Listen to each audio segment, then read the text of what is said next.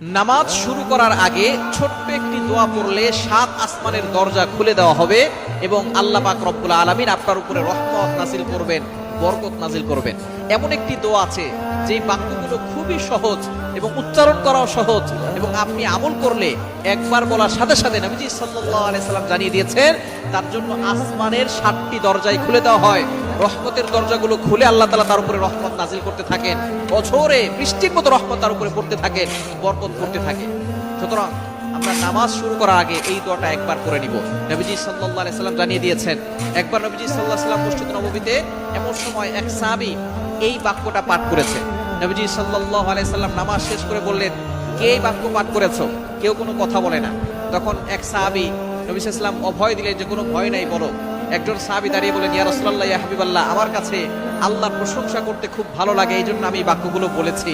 তখন নবীজি সাল্লাল্লাহু আলাইহি সাল্লাম বলেছেন,